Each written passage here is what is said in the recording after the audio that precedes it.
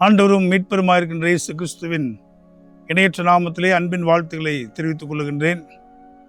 உயிர்த்தெழுதல் திருநாளின் இந்த காலை வேளையிலே உயிர்த்தெழுந்த ஆண்டவராகிய இயேசு கிறிஸ்துவின் இணையற்ற நாமத்திலே, வல்லமையுள்ள நாமத்திலே, விடுதலை அளிக்கும் நாமத்திலே உங்களை மீண்டுமாக வாழ்த்துகிறேன். அன்பான திருச்சபையின் மக்களே, இந்த நாள் ஒரு வெற்றியின் நாள், ஒரு மகிழ்ச்சியின் நாள். இந்த நாள் உலக வரலாற்றிலே கடவுளுடைய சித்தம் நிறைவேறிய ஒரு நாள். ஆண்டவராகிய இயேசு கிறிஸ்துவின் பாடு மரணத்தை குறித்து சிந்தித்த நாம் இன்றைக்கு அவருடைய உயிர்த்தெழுதலை குறித்து மகிழ்ச்சியோடு சிந்திக்க கடவுள் நம்மை அழைக்கின்றார். ஆண்டவராகிய இயேசு கிறிஸ்துவின் உயிர்த்தெழுதல் என்பது ஒரு தனி மனிதனுடைய உயிர்த்தெழுதல் அல்ல, ஒரு மானுடத்தின் உயிர்த்தெழுதல்.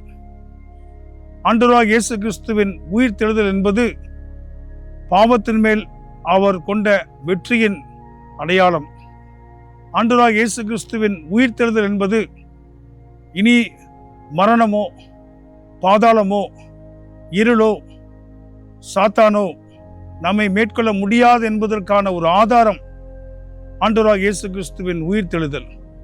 இந்த உயிர்த்தெழுதல் நாளிலே, ஆண்டவராகிய இயேசு கிறிஸ்து உடைய உயிர்த்தெழுதலை கொண்டாடுகிற இந்த நாளிலே நானும் நீங்களும் அவரால் இன்றைக்கு உயிர்த்தெழுந்த சமூகமாக இருக்கிறோம் என்பதை நாம் மறந்து போக வேண்டாம்.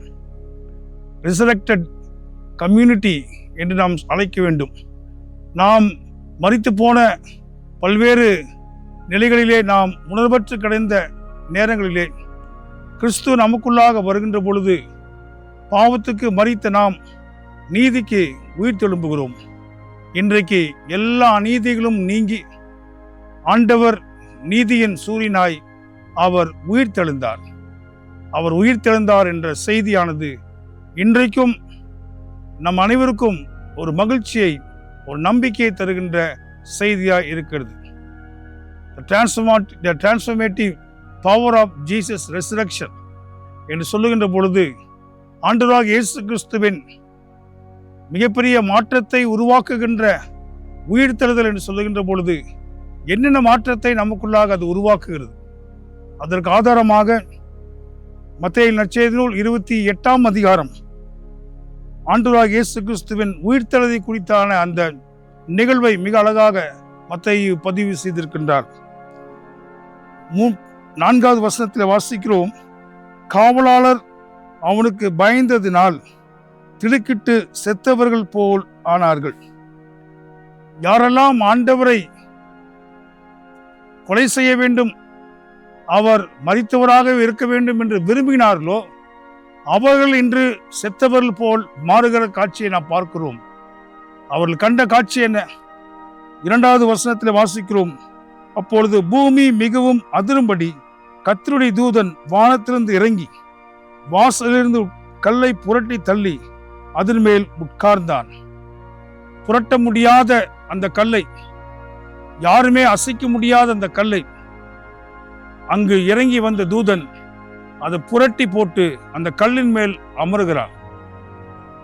இந்த உயிர்த்தெழுதல் நம்முடைய வாழ்க்கையிலே தருகின்ற மிகப்பெரிய ஒரு செய்தி என்னவென்றால், நம்முடைய வாழ்க்கையிலும் கூட விதமாக மாற்ற முடியாத, புரட்ட முடியாத அநேக தடைகள், அநேக பிரச்சனைகள் இருக்கும் என்றால், உயிர்த்தெழுந்த ஆண்டவர் உங்களுக்குள்ளாக வருகின்ற பொழுது அதை புரட்டி போடுகிறார். உயிர்த்தெழுந்த ஆண்டவர் வருகின்ற பொழுது அந்த வழியை எதெல்லாம் அடைத்து கொண்டிருக்கிறதோ அதையெல்லாம் புரட்டி போட்டு ஜீவனை ஆண்டவர் அந்த இடத்திலிருந்து உருவாக்குகிறார். இந்த காலை வேளையிலும் நம்முடைய உள்ளம் கலங்காதிருப்பதாக. எவ்வளோ விதமான பெரிய தடைகள் உங்களுடைய வாழ்க்கையில் இருந்தாலும் இந்த உயிர்த்தெழுதல் திருநாளிலே அந்த உயிர்த்தெழுந்த ஆண்டவரை நாம் நம்முடைய வாழ்க்கையிலே ஏற்றுக்கொள்கின்ற பொழுது தடைகள் நீக்கப்பட்டு நாம் மகிழ்ச்சியான ஒரு வாழ்வை வாழ்வதற்கு கடவுள் நம்மை அழைக்கின்றார். 2வது காரியம் நாம் பார்க்கின்றோம். 5வது வசனத்திலே தூதன் அந்த ஸ்திரீகளை நோக்கி, நீங்கள் பயப்படாதிருங்கள், fear not என்ற ஒரு நம்பிக்கையின் செய்தியை அந்த இடத்திலே சொல்வதை நாம் பார்க்கிறோம். அந்த பெண்களாய் இருந்தாலும் சீஷர்களாய் இருந்தாலும் ஆண்டுடைய சிலுவை மரணத்துக்கு பின்பாக அவர்கள் பயந்து இருந்தார்கள். ஆனால் இங்கு அந்த காலியான கல்லறை, புரட்டப்பட்ட கல்லுக்கு அருகே நின்று அந்த தேவதன் சொல்கிறான், பயப்படாதிருங்கள் என்று. நம்முடைய வாழ்விலும் கூட நீங்க எதற்கும் பயந்து கொள்ள வேண்டிய அவசியமில்லை என்றால், உயிர்த்தெழுந்த ஆண்டவர் நம்மோடு கூட இருக்கிறார். நம்முடைய வாழ்க்கையில் இருக்கின்ற எல்லா விதமான பிரச்சனைகளையும் புரட்டி தள்ளி நாம் மீண்டுமாக ஒரு புது வாழ்வை வாழ்வதற்கு அவர் உயிர்த்தெழுந்தார். இன்றைக்கு அந்த உயிர்த்தெழுந்த ஆண்டுடைய பிரசனம் உங்களை முழுமையாய் நிரப்பி நீங்கள் மீண்டுமாக ஒரு மகிழ்ச்சியான பரிபூர்ண வாழ்வை வாழ ஆண்டவர் உங்களை ஆசீர்வதிப்பாராக. பயப்படாதிருங்கள் என்ற அந்த நற்செய்தி இன்றைக்கு உங்களுக்கு அனைவருக்கும் அது கொடுக்கப்படுகிறது. ஏன் பயப்படாதிருங்கள்? 6வது வசனத்திலே அவர் இங்கே இல்லை, அவர் சொன்னபடி உயிர்த்தெழுந்தார். அவர் இங்கே இல்லை. நாம் பயப்பட வேண்டிய அவசியம் இல்லை. ஏனென்றால் நாம் விசுவாசிக்கிற கடவுள் கல்லறையிலே பிரேதமாய் இருக்கின்ற ஒரு கடவுள் அல்ல. கல்லறையை விட்டு அவர் யூத ராஜசிங்கமாய் மரணத்தை ஜெயித்து அவர் இன்றும் வாழுகின்ற ஜீவாதிபதியாகிய ஆண்டவர். எனவே நாம் பயப்படாதிருக்க வேண்டாம். அவர் அந்த மரணத்திலே இல்லை, அவர் ஜீவனிலே இருக்கின்றார். நீங்களும் கூட உங்களுடைய வாழ்க்கையிலே நீங்கள் மரணத்திற்காக உருவாக்கப்பட்டவர்கள் அல்ல, அவரோடு எப்பொழுதும் வாழ்வதற்காக, நித்திய வாழ்வுக்காக உருவாக்கப்பட்டவர்கள். அந்த ஒரு நம்பிக்கையை உயிர்த்தெழுதல் திருநாள் நமக்கு தருகிறது. கர்த்தரை வைத்த இடத்தை வந்து பாருங்கள், சீக்கிரமாய் போய் அவர் மரித்தோர்ந்து எழுந்தார் என்று அவருடைய சீஷர்களுக்கு சொல்லுங்கள் என்று அவர்களுக்கு, கலிலேயாவுக்கு முன்பாக நான் போகிறேன், அங்கே அவரை காண்பீர்கள், இதோ உங்களுக்கு சொன்னேன். இந்த இடத்துல 4 கட்டளை கொடுக்கப்படுகிறது. முதலாவது கட்டளை, வந்து பாருங்கள், கம் அண்ட் சீ. இன்றைக்கு ஆண்டவருடைய அற்புதத்தை, ஆண்டவருடைய விடுதலையை நாம் ருசித்து பார்க்க வேண்டும். அவரிடத்தில் வாருங்கள். வருகின்ற பொழுது விடுதலை உண்டு. வருவது மாத்திரமல்ல, சீக்கிரமாய் போய், not only coming, we have to go. நாம் மீண்டுமாக போய் ஆண்டவருடைய அந்த உயிர்த்தெழுதலின் வல்லமையை, உயிர்த்தெழுதலினுடைய அதிசயத்தை நாம் இந்த உலகத்திற்கு பறைசாற்றுகின்ற மக்களாக இருக்க வேண்டும். வந்து பாருங்கள், சீக்கிரமாய் போங்கள், அவர் மரித்தோர்ந்து எழுந்தார் என்று அவருடைய சீஷருக்கு சொல்லுங்கள். பாருங்கள், போங்கள், சொல்லுங்கள். எனவே come, go and preach and declare the resurrection of Christ. ஆண்டவருடைய உயிர்த்தெழுதலை குறித்து நானும் நீங்களும் மரித்து போன இந்த உலகத்திற்கு, நம்பிக்கையில்லாத இந்த உலகத்திற்கு பறைசாற்றுவதற்கு கடவுள் நம்மை தேர்ந்தெடுத்திருக்கிறார். இந்த உயிர்த்தெழுதல் நாளிலே அதற்காக நம்மை மீண்டும் மறு அர்ப்பணம் செய்து நாம் ஒரு தீர்மானத்தை எடுத்து, எப்பொழுதும் உயிர்த்தெழுந்த ஆண்டவருக்கு சாட்சியாய் நான் இருப்பேன் என்று நம்மை ஒப்புக் கொடுக்கின்ற பொழுது மிகுந்த ஆசீர்வாதமாயிருக்கும்.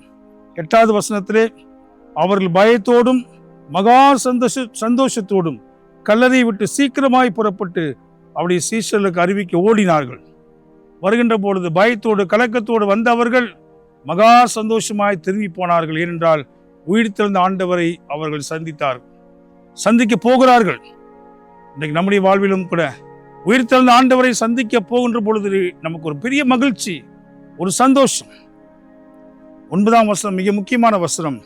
அவர்கள் அவருடைய சீஷர்களுக்கு அறிவிக்க போகிற போது இயேசு தாமே அவர்களுக்கு எதிர்பட்டு வாழ்க என்றார். அன்புக்குரியவர்களே, ஆண்டவர் இன்றைக்கும் உங்களை பார்த்து வாழ்க என்று சொல்லுகிறார். அவர் வாழ்வினுடைய ஆதாரம். உயிர்த்தெழுந்த ஆண்டவர் உங்களுக்கும் அதே வாழ்வை, பரிபூர்ண வாழ்வை தர அவர் ஆயத்தமா இருக்கிறார். அவர் உயிர்த்தெழுதல் மாத்திரமில்ல, அவரோடு கூட நானும் நீங்களும் உயிர்த்தெழுந்திருக்கிறோம். அவர் இந்த மரணத்தை ஜெயித்தவர் மாத்திரமில்ல, நானும் நீங்களும் கிறிஸ்துவுக்குள்ளாக இந்த மரணத்தை ஜெயித்திருக்கிறோம். மரணமே உன் கூரங்கே, பாதாளமே உன் ஜெயமெங்கே என்று அந்த வெற்றியின் பாடலை, அந்த வெற்றியினுடைய சத்தத்தை இன்றைக்கு நானும் நீங்களும் எழுப்ப ஆண்டவர் நம்மை அழைக்கின்றார். அப்படிப்பட்ட ஆசீர்வாதத்தை ஆண்டவர் நமக்கு தருவாராக. உயிர்த்தெழுந்த ஆண்டவர் தாமே உங்கள் அனைவரையும் ஆசீர்வதித்து பாதுகாப்பார். ஜெபம் செய்வோம். எங்களை அதிகமாய் நேசிக்க நல்ல ஆண்டவரே, இந்த நாளுக்காக நன்றி செலுத்துகிறோம். இந்த உயிர்த்தெழுதல் திருநாளிலே ஆண்டவரே, அவர் இங்கே இல்லை, அவர் உயிர்த்தெழுந்தார் என்ற மகிழ்ச்சியான அந்த செய்தியை, அந்த விடுதலையின் செய்தியை, அந்த நம்பிக்கையின் செய்தியை மீண்டுமாக இந்த நாளிலே நாங்கள் சிந்திக்க கிருபை அளித்து நன்றி செலுத்துகின்றோம்.